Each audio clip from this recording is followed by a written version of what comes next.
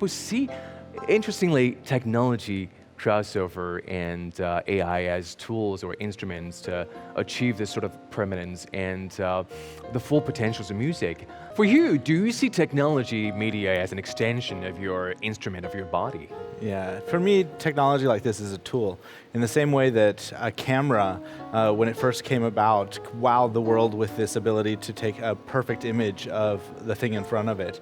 But just because a camera can take a really good image doesn't make it a beautiful image. And it takes a photographer who has studied art and understands color and shapes and space to make a beautiful image with a camera. And for me, that's what AI is. It's a tool, and yeah, it can do really cool things right now. What would distinguish between a piece of music written by AI and one by a human being, Astrid?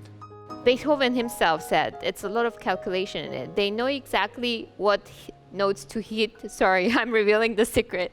You know, sometimes when there are some notes that say some tunes that it makes you sad, makes you angry, it's a pure calculation actually. Composing is a calculation plus, of course, it's the human nature in it. But then AI is actually doing the same thing. It's calculating how to put the melody together. And at the end, we all work for making somebody feel something.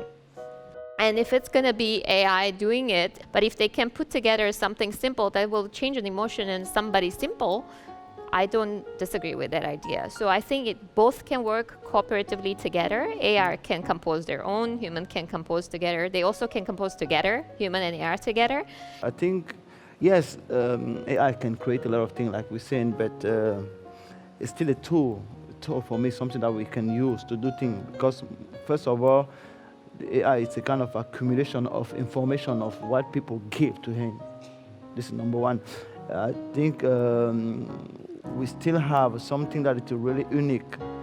The power of imagination is something that really distinct humankind with other things in this dimension. And it's not something that just take calculation.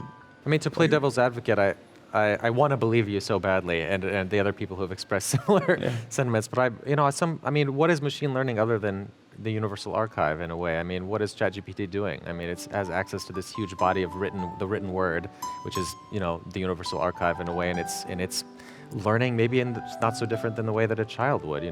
So I don't know. I deeply hope that you're right. It seems to me that the core of this discussion, where you were touching up on these two ideas, which is creativity and imagination.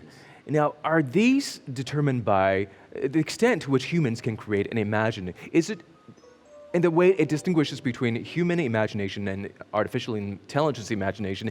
Is it the extent to which it can be randomized? I think he's receiving what we give to him, because it's a collection of what we give, and he creates a process of information that we give. It's what I think, because he cannot have what we didn't give to him. And I feel another thing which is missing in those AI calculating thing is mistakes. Because sometimes musicians make mistakes, and those mistakes are the beautiful parts. Well, I'd invite you to come to a music technology concert will. because we have plenty of mistakes. Our whole day Don't is come to mistakes. classical music. We don't make mistakes. But some of those mistakes end up giving us ideas, and that's for me the beauty of these weird clashes or quirks, is because they give you an idea that you didn't plan for, and from those ideas you can make something that you never thought about.